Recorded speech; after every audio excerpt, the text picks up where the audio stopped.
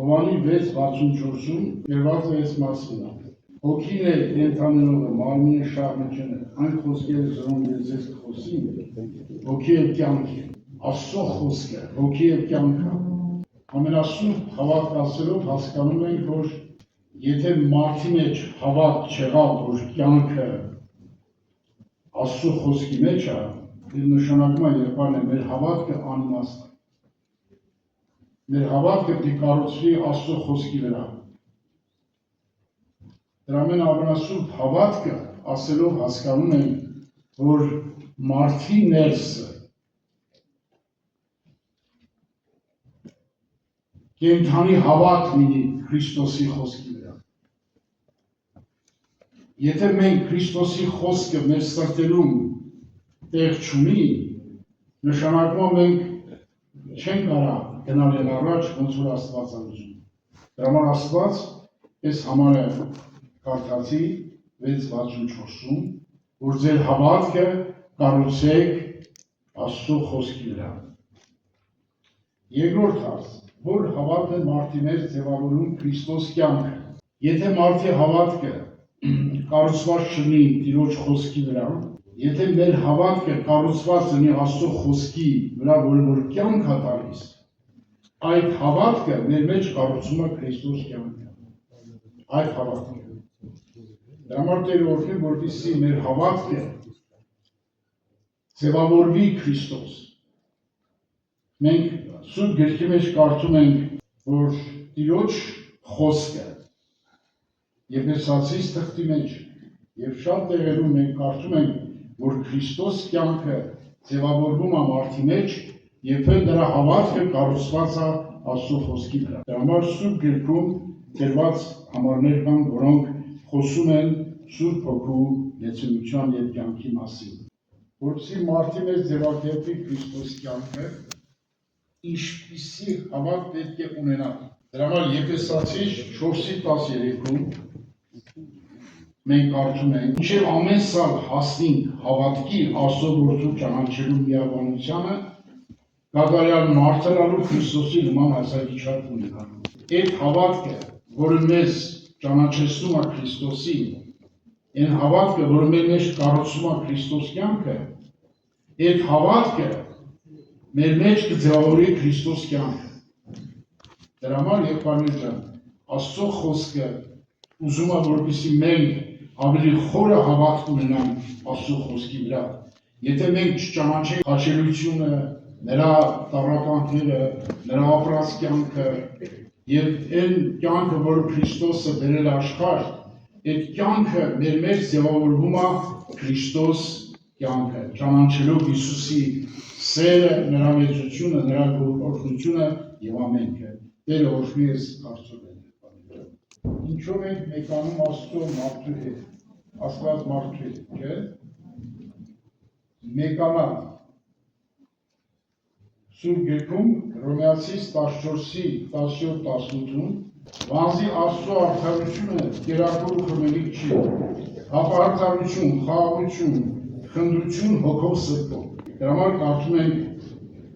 Հռոմեացիս 14:17-ը, որ կերակուր ու խմելիք չի Աստծո արդարությունը, ապա արդարությունը, խաղաղությունը, խնդրությունը Սուրբ Հոգով։ Այդ հոգևոր կյանքը, եղբայրներ ջան, Սուրբ Հոգով մարդի մեջ աստվածային կյանք կառուցելն է։ Աստվածային կյանք կառուցելն է։ Դրա համար Աստված ուզում է, որպեսզի մենք մեր մեջ Քրիստոս կյանքի ձևավորում լինի, որպեսզի մեր հոգու աշխարհը միայն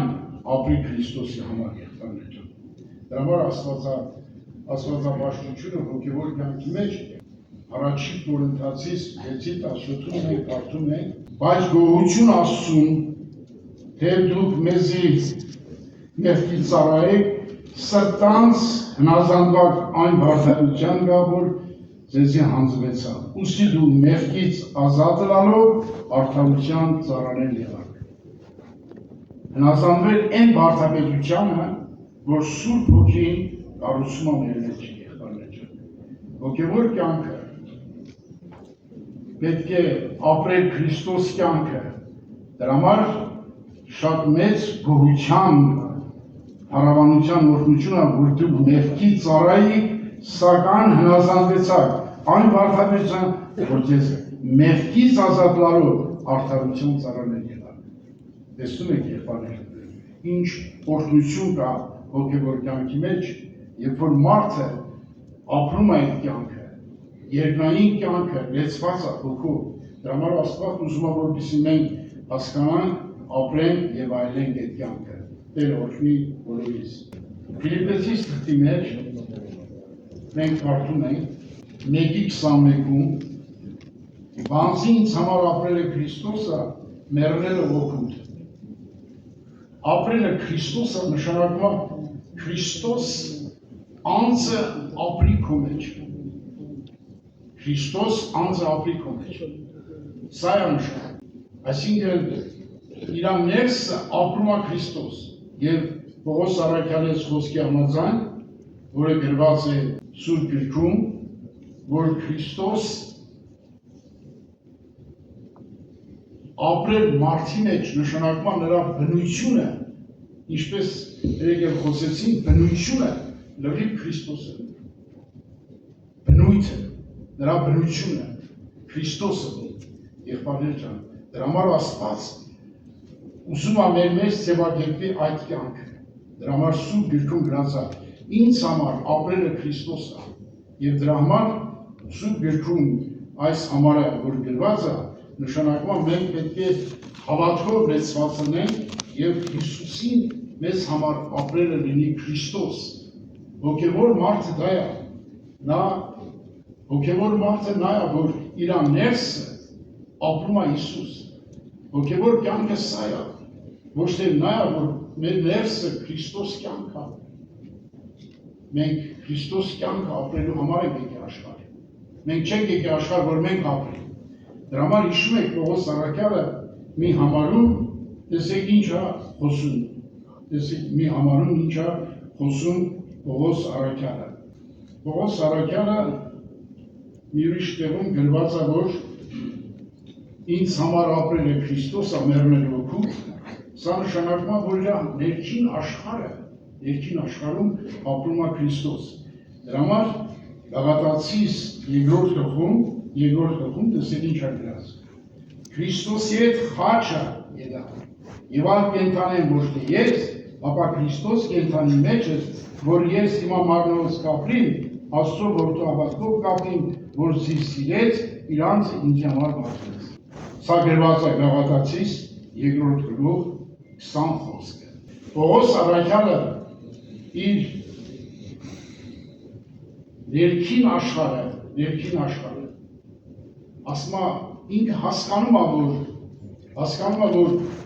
ինքը եթե ապրի իր մեջ, նա միան վնաս կտա Տիրոջ։ Դրա համար Աստծո խոսքում կարդում ենք Պողոս Արաքյալը ասում է ես Քրիստոսի հետ խաչ ելա, այսինքն ինքը խաչված է Քրիստոսի եւ իր ներքին աշխարհը ապրում է Քրիստոս, Երանա որդու հավատքով ապրում։ Մեր հոգևոր կյանքը նրանումն է կայանում, որ մենք հասկանանք, որ Քրիստոս կյանքը ապրելու համար պետք է մենք խաչվենք։ Այսինքն, եթե մենք Քրիստոսի հետ խաչը չենք ելնում, նշանակում է մենք չենք հասկանում հավատքի խորությունը։ Դրա համար Պողոս Արաքյալը գիտեր, որ իր ներքին աշխարհում Քրիստոս կյանքը պետք է ապրի։ Մեր ներքին աշխարհում ապրող է Հիսուս Քրիստոսն է։ Դրա համար Տերը զորացնի մեզ, որպեսզի այս հավատքը կառուցում ենք դրա։ Տերը օրհնի բոլորիս։ Ամենասուրբ հավատքը Մովսեսի մեջ ինչ աճեցրեց։ Նաև տեսեք, սիրելիներ, ինչ է աճեցնում կենդանի հավատքը Մովսեսի մեջ։ Կարդում ենք Եբրայեցիս 11 գլուխ 24-ից մինչև 27 համար։ Հավատքով Մովսես երբ մեծացավ, չընդունեց փարավոնի աղջկա որդի սիրելը։ Ավելի աղեկ սեպեց Աստծո ժողովրդի հետ չարչարվին, քան թե մեղքի ժամանակով զվարճությունը գայլները։ Ավելի մեծ հարստություն սեպեց Քրիստոսի նախատինքը, քանց Եգիպտոսի գանձերը, բանց դիտելով կսպասել վարձկյատուսման, հավատքով Եգիպտոսը թողուց, չվախեցավ թագավորի, բարգուցեն վանզի ամպերը որպես է անտեսանելի կտեսնել։ Նա այնքան նվիրված մարդ էր, որ իրա հոգու աշխարհում Եգիպտոսի գանձերը իր համար ոչինչ համարեց։ Ավելի աղեկ Աստծո ժողովուրդ էր չարչարել, քան թե մեղքի ժամանակ վարությունը վայելել։ Եվ տեսավ անտեսանելին, բացվան նրա հոգու աչքերը, տեսավ անտեսանելին սիրելիներ։ Այդ հավատքը այնա որ մարդի ներքին աշխարհը կառուցվի այդ երկրային կյանքը։ Նրա հոգու աշխարհը տեսավ անտեսանելին։ Եվ դրա համար Աստծո օրհնությունը այս մարդի կյանքում եղավ։ Տերը օրհնի, որպեսզի մենք հավատարիմ մնանք, ճանաչենք Աստծուն եւ ապրենք այդ կյանքը։ Մենք այս աշխարհի հետ ոչինչ չունենք։ Մենք մեր նպատակը խաչվել Հիսուսի հետ եւ ապրել Քրիստոս կյանքը։ Տեսնել անտեսանելին, տեսնել երկնայինը, որը որ Աստված պատրաստել է մեր նմանների համար։ Տերը թող օրհնի, որպեսզի այդ օրհնությունը կառուցվի բոլորիս մեջ։ Մատթեոս ավետարանի մեջ մենք 13 գլխում կարդում ենք. Աղեկ հողի մեջ ցանվածը այն է, որ երբ լսե խոսքը, միտք առնի, պտուղ կտա, որը 100, որը 60, որը 30։ Միտք առնում։ Ինչ միտք առնում։ Միտք առնում, որ այս աշխարհում կյանք չկա։ Կյանքը միայն Աստծո խոսքի մեջ է։ Դրա համար Սուրբ Գիրքը մեզ սովորացնում է։ Որ այս աշխարհում կյանք կա, նշանակում է այս աշխարհում եթե կյանք կա, ելի չեք հետում Հիսուսին։ Հիսուս ասում է, ես եմ կյանքը, ճշմարտություն եւ ճանապարհը։ Տերը օրհնի մեզի, որպեսզի մենք միտք առնենք, այս միտքը որ առնում ենք, նշանակում է մենք չենք հավատում, որ ես երկրագնդի վրա կյանք կա, չենք հավատում։ Այդ հավատքը մեզի մղում է դեպի Քրիստոս։ Ես խնդրում եմ, ովքեր որ միտք չեն առել եւ Քրիստոս կյանքը չի բացվել իրանք չեն կարող այդ կյանքը ապրել, միտք առնել։ Դրա համար մենք եկել ենք հավատքի, որպեսզի Քրիստոսով միտք առնենք, որ մեր կյանքը Հիսուսն է, այստեղ կյանք չկա։ Մենք գիտենք, որ Եդեմական պարտեզում մարդիկ չարչարվան եւ ինչ արեցին, գնացին այն ճանապարհը, որը որ իրանց պետք չէր։ Միտք առնել նշանակում է Հիսուսի հետ զուլվելու համար, Հիսուսի հետ մեկանալու համար։ Դրա համար Աստված օրհնի մեզի, որպեսզի մենք մեր հավատքը կառուցենք Քրիստոսի վրա, որպեսզի մենք ապրենք այդ կյանքը եւ այրենք այդ կյանքը։ Տերը օրհնի, փառավորվի Հիսուս Քրիստոսը։ Առակաց 3:18-ում ասել ենք այդ մասին, 3:18-ում տեսեք ինչ է գրած։ Անկա իրեն հարողներին կյանքի ծառը զինք բռնողների երջանիկ վրա։ Այս համարը մեզ խոսում է, որ երջանկությունը աշխարհում ոչ մի բանի մեջ չի, ոչ ամուսնության մեջ, ոչ չամուսնալու մեջ է։ Երջանկությունը Հիսուսին ամուր բռնելու մեջ է։ Դրա համար Աստծո խոսքը ասում է, անիկա իրեն հարողներին կյանքի ծառը զինք բռնողների երջանիկ կլա։ Առանց Քրիստոսի երջանկություն չկա աշխարհում։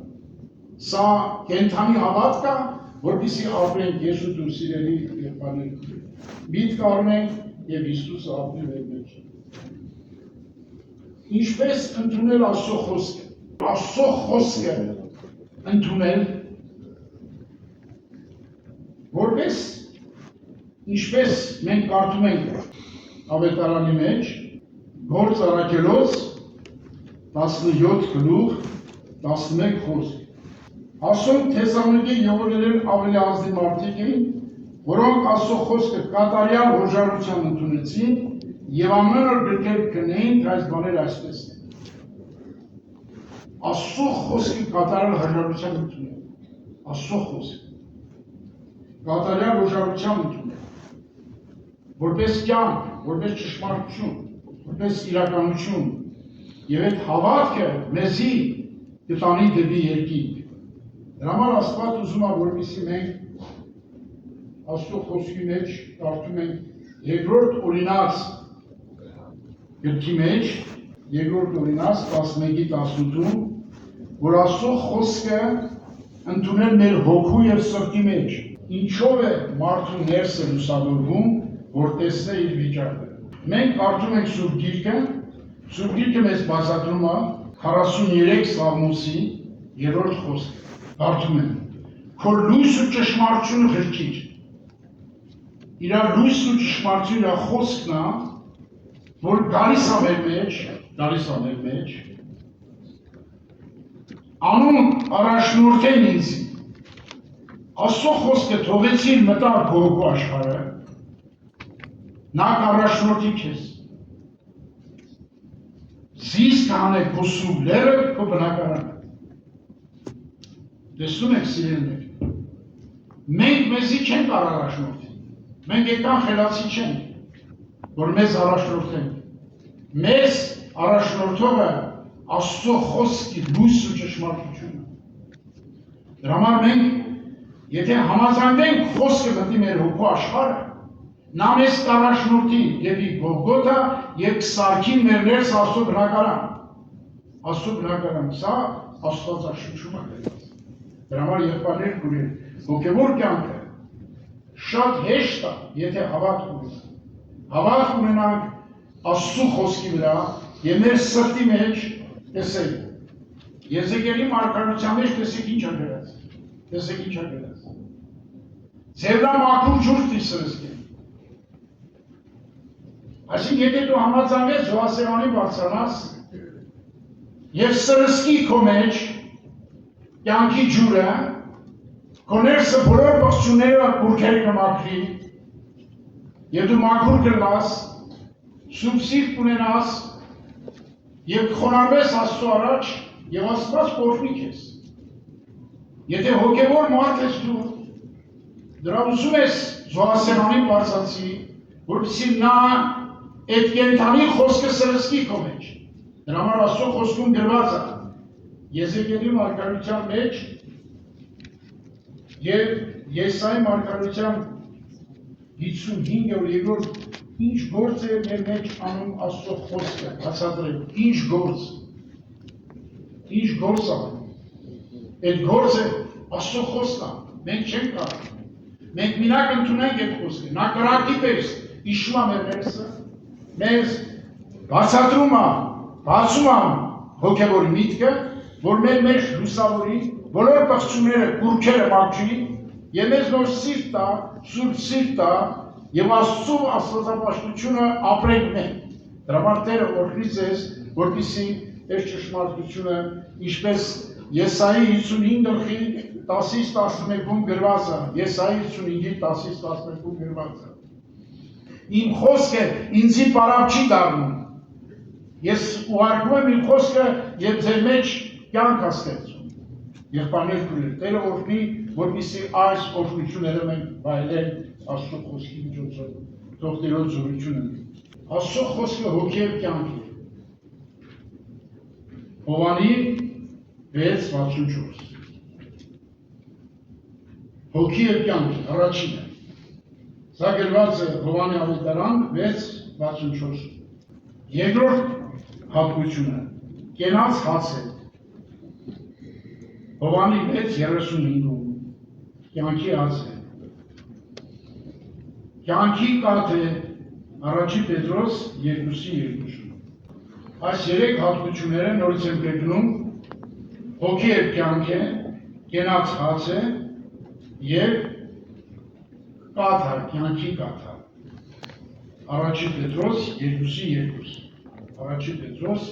2:2 Առաքյաների հոգևոր կյանքի հաջողությունը ինչի մեջ է։ Աստծո խոսքում գործ առաքելոցում 6:4-ում գրված է, որ Աստծո խոսքը 6:4 գործ առաքելոց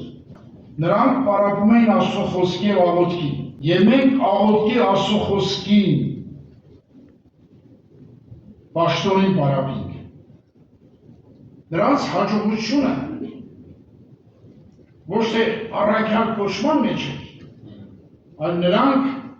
հոգևոր սնունդ էին ստանում։ Հոգևոր սնունդ, Գործ առաքելոց 6-4 խոսքն է։ Եվ Գործ առաքելոց 13-2-ը։ Նրանք պարապում են Աստծո խոսքի, աղոթքի ու պաշտոնին պարապում, եւ տեսեք 13 գլխում 12 խոսքում Բարնաբաս, Շմաոն, Նիգեր գործած Ղուկասը նրանցին եւ նրանք ինչ էին անում Աստծո խոսքի, ասում Տիրոջ պաշտոնի մեջ ծոմ ու պահում հոգու սուրբ զատեցեք ինձի Բարնաբաս ու Սողոս այս գործի համար։ Նրանք հավաքվել են մի քանի եղբայրներ եւ նրանք պարապում են Աստծո խոսքի վրա, աղոթքի վրա եւ Սուրբ Հոգին նրանց առաջնորդեց Բարնաբասին, Պողոսին ուղարկեն հոգևոր գործի մեջ։ Որտեղ Սուրբ գրքում գրված այսպիսի համար 115 Սամուելի 11 խոսքը։ Քո խոսքերը թաքցրիմ սրտում, որ չմեղանչեմ քո առաջ։ Եթե ուզում ենք չմեղանչել, պետք է մեր սրտերում թաքցնենք Աստծո խոսքը, եւ այդ խոսքը մեզ կյանք տա։